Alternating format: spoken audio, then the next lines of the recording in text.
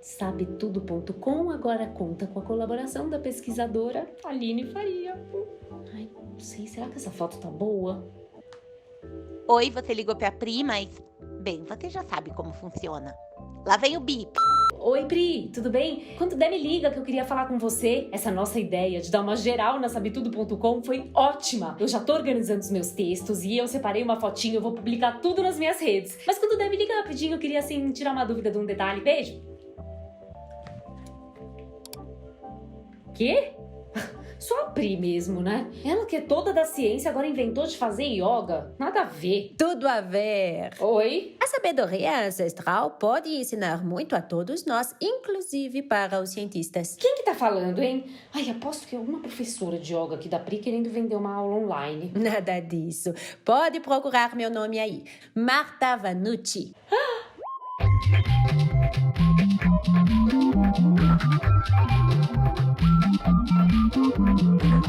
Marta Vanucci. Ah, peraí, você é essa aqui? Bióloga e professora? Isso, eu mesma. Especialista em mangues e plânctons? Sim. Premiada com a Gran Cruz da Ordem Nacional do Mérito Científico? Uhum. Primeira mulher eleita como membro titular da Academia Brasileira de Ciências? Correto. Você publicou diversos livros, inclusive o aclamado Os Manguezais e Nós? Isso mesmo. Poliglota, fala, lê e escreve fluentemente italiano, francês, português, latim, inglês, espanhol e hindi, além de conhecimentos em alemão e sânscrito. Correto também. What? Você é incrível! Nossa, mas eu acho que já tá tudo aqui, né? Porque se tiver mais coisa, precisaria de uma outra vida. É porque eu vivi 99 anos. Meu Deus! Será que eu realmente posso te ajudar? Ai, aposto que as minhas amigas que falaram de mim pra você. Exatamente. Aline, não é? É. Então, Aline, eu estou aqui porque não me interessam esses prêmios, esses títulos. Não estou desdenhando. Fico muito feliz com eles, claro, mas... Quando ouvi falar de você, tive esperança de que você possa disseminar algo ainda mais importante. O quê? Consciência. Como assim? Consciência ou consciência? Consciência é consciência. Saquei.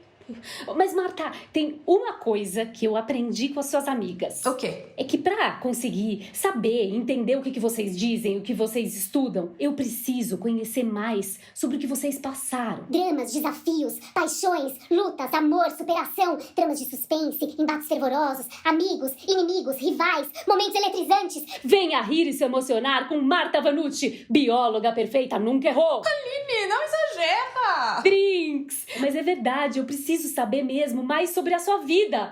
E por isso, chegou a hora do nosso quiz! Marta Vanucci, nascida em Florença, na Itália, em 1921. Mamma mia! Marta, conta pra gente como você veio parar aqui no Brasil. Bem, aos 9 anos eu vim para o Brasil com minha mãe e minha irmã para reencontrar meu pai, que veio 3 anos antes de nós. O meu pai era um antifascista militante e por isso teve que deixar a Itália e vir para o Brasil em 1927. Então vocês vieram fugindo do fascismo? Exatamente. Mas chegando aqui, meu pai conseguiu um bom emprego. Ele começou a trabalhar como médico no Hospital Matarazzo. E graças a isso, ele tinha muito prestígio e eu pude conviver com muitos médicos, cientistas e intelectuais. E você nunca pensou em ser médica como ele? Ah, claro que sim! Mas ele faleceu em 1937 por consequência de uma infecção depois de uma cirurgia. Acho que se meu pai tivesse vivido um pouco mais, eu provavelmente teria ido fazer medicina e trabalhado com ele. Porque quem realmente formou minha alma de cientista foi o meu pai. E depois da sua morte, eu não fazia outra coisa além de estudar e trabalhar. Fiquei anos sem nem sair de São Paulo. E conta pra gente, por onde você estudou? Eu primeiro me formei no 2º grau pelo Colégio Dante Alighieri e cursei logo em seguida História Natural na USP. Mas desde criança eu sou uma naturalista, por assim dizer. Sempre gostei do mar, de animais. Tínhamos uma casa na praia e eu sou praticamente uma zoóloga, porque meu primeiro trabalho foi sobre animais marinhos. Foi quando eu terminei o meu doutorado que o meu orientador, o professor Herman Ernest Marcus me convidou para ser professora assistente na cadeira de zoologia. Foi quando me naturalizei brasileira para poder assumir o cargo na USP. Que demais! Marta, orgulho da nação brasileira. Agora, Marta, conta um pouquinho pro pessoal aqui de casa como foi que você começou a se interessar pelos mangues. Tudo começou quando eu fui convidada a integrar o Instituto Paulista de Oceanografia, ainda em formação, e que veio depois a se tornar o Instituto Oceanográfico da USP, graças aos nossos esforços. Então você foi uma das fundadoras do Instituto Oceanográfico da USP? E ó, para os íntimos, certo? Sim, sim. Então não esconde o jogo, mulher. Dentro do instituto, o professor russo Vladimir Besnar concentrava seus estudos em Cananéia. E lá nós não tínhamos equipamentos para estudar em alto mar, então decidimos nos dedicar aos mangues. Assim, nossas expedições poderiam ser feitas perfeitamente em canoas. Estudar esses ecossistemas, suas peculiaridades, sua importância.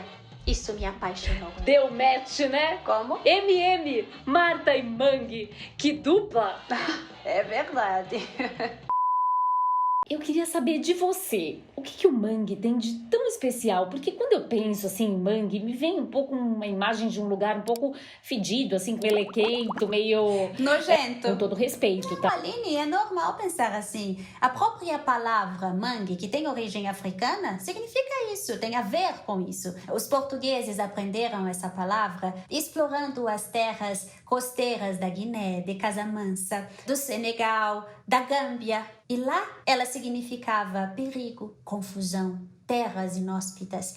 Eles acreditavam que essas áreas eram áreas inúteis, sem importância nenhuma. Mas hoje, mesmo que tenha muita gente que ainda pense assim, estão redondamente enganados. E tenho certeza que você também vai mudar de ideia rapidinho. Ou você acha que eu dedicaria minha vida a algo sem importância nenhuma? Mas então me explica, Marta, por que o mangue é tão importante? O mangue é um ecossistema adaptado a viver entre as zonas marítimas e as costeiras. Ele possui sua fauna própria, uma biodiversidade imensa e um solo riquíssimo. E por isso são conhecidos como os berçários da vida marinha. Fofes! E além de garantir a preservação de toda a vida marinha, ainda funcionam como uma espécie de filtro da natureza, porque ali bactérias, por exemplo, trabalham para neutralizar metais pesados. Então quer dizer que o mangue limpa a natureza? E nem por isso é sujo. Pelo contrário, os manguezais são enorme fonte de riqueza para todas as comunidades ao seu redor. Mas então, sem os mangues, o que aconteceria? Com o fim dos mangues ou o mau gerenciamento deles, a consequência seria um empobrecimento catastrófico de toda a zona litoral tropical e, consequentemente, dos seus arredores e dos mares. Você diz dos mares, das praias, água de coco, peixe, caranguejo, surf, banana boat, tudo ameaçado? Não só porque são utilizados como zonas de descarte de lixo e esgoto, mas também pelas mudanças climáticas, que são grandes ameaças ao manguezal. Sim, né? Porque como são áreas alagadas, eles devem ser os primeiros a desaparecer com o aumento do nível do mar. Exatamente. Cortem-se os manguezais e não haverá apenas desertos, mas haverá desertos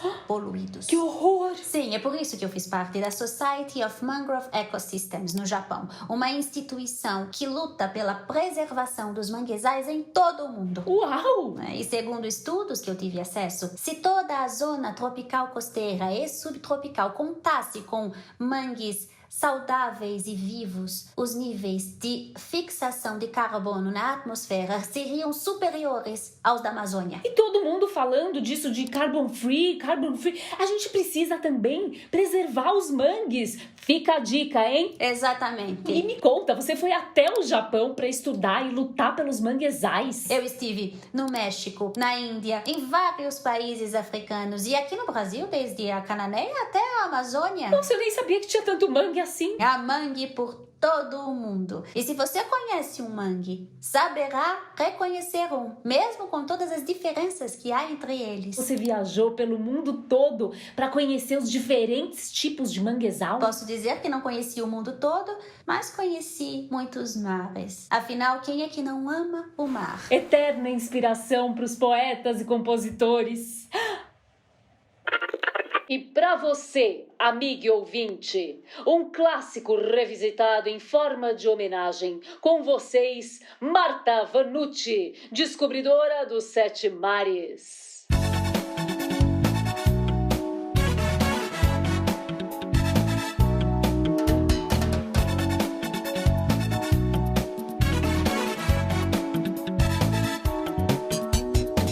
Tenho um instinto que me guia para a certeza de cuidar do manguezal. O caranguejo e o crocodilo me confirmam como é especial.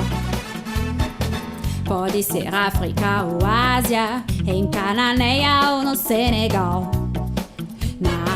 Na Amazônia ou São Vicente, olhos abertos sempre a pesquisar, pois naveguei numa canoa de verdade, com vontade eu estudei. Já viajei os 7 mares, Manguetown eu quero. Marta Vanucci é nossa guia, que tem firmeza e a clareza de um farol. Sem medo sempre ela sabia que seu trabalho era essencial. Pode ser África ou Ásia, em Cananéia ou no Senegal. Na Amazônia ou São Vicente, olhos abertos sempre a pesquisar, pois naveguei numa canoa de verdade, com vontade eu estudei. Já viajei os 7 mares, Manguetown eu quero.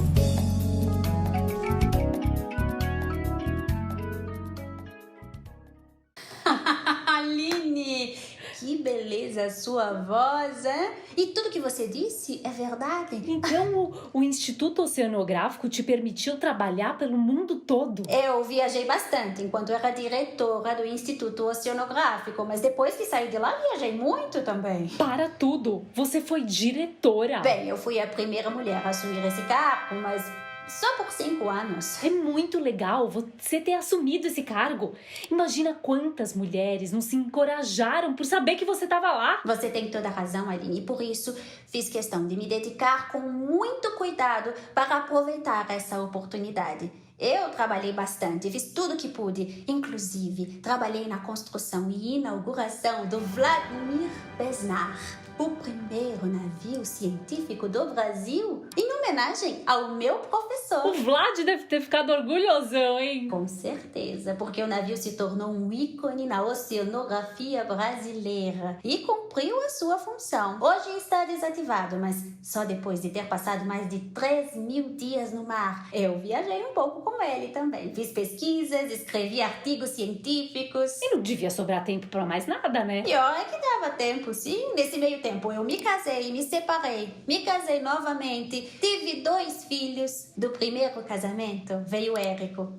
Enquanto eu amamentava esse pequeno, Entreguei o meu doutorado, que loucura! e do segundo casamento veio o caçulinha, Dino. Trabalhando tanto assim, como que você conseguiu cuidar de 2 filhos? A vida diária de uma mulher pesquisadora é muito difícil. E eu não teria conseguido sem a compreensão e a ajuda infalíveis dos meus sogros. Veja minha irmã, por exemplo, que era química, uma cientista também. Mas depois de se casar, parou de trabalhar. E eu não queria isso para mim. Que bom que você pôde contar com essa rede de apoio, né? Sim, eu tive muita sorte. E depois então que você trabalhou 5 anos no IO, você foi pra onde? Em 1969, por conta da ditadura militar, eu fui aconselhada a me retirar do Brasil. Perseguição política de novo! Que nem o seu pai, você teve que abandonar o seu país. Isso é um absurdo! Aconteceu com a Nied Guidon também. E o pior é que eu não era militante política como meu pai foi. Mas mesmo assim, o governo tem medo da ciência, porque tem medo daquilo que as pessoas podem fazer quando tem a maior e melhor de todas as armas, o conhecimento. Ah, mas eu sei bem como é esse tipo de governo que fala que idiota é quem fica em casa pra se proteger de um vírus que tá matando um monte de gente, enquanto os cientistas dizem o contrário. E o mundo inteiro segue os cientistas e dá certo, mas... Aqui não, né? Aqui é diferente. Idiota! Idiota! Eu vou dizer quem é! Calma, Aline.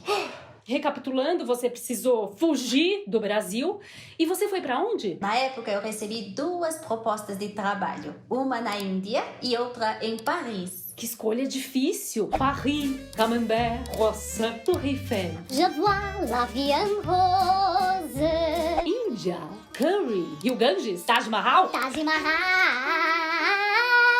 Taj Mahal. Foi muito difícil mesmo, Aline. Mas eu optei Optou. pela Índia.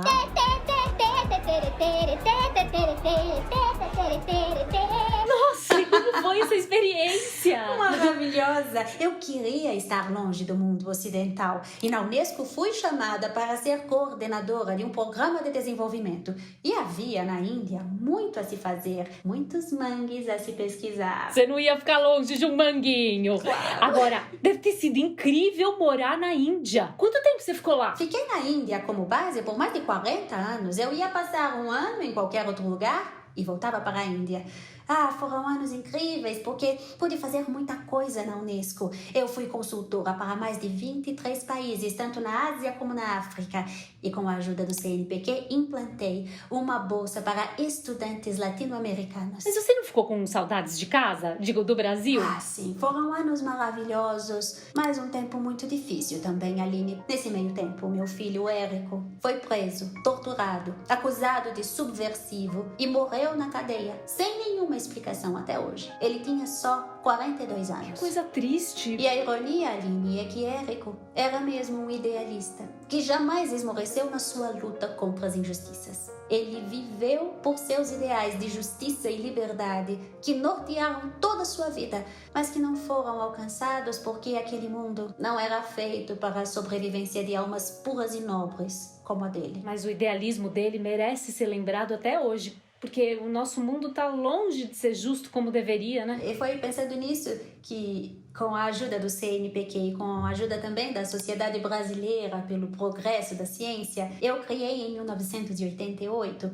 o Prêmio Érico Vanucci Mendes para a preservação da memória brasileira. Eu penso que onde ele estiver deve ter ficado contente, porque a memória e a cultura brasileira eram coisas que ele valorizava demais. Mas é um jeito lindo de homenagear seu filho. E a gente tá precisando lembrar tanto das coisas importantes, Marta. Outra coisa que me ajudou muito foi o meu trabalho. Estar no mangue para mim era uma maneira de aquietar o meu coração e a minha mente. Como assim?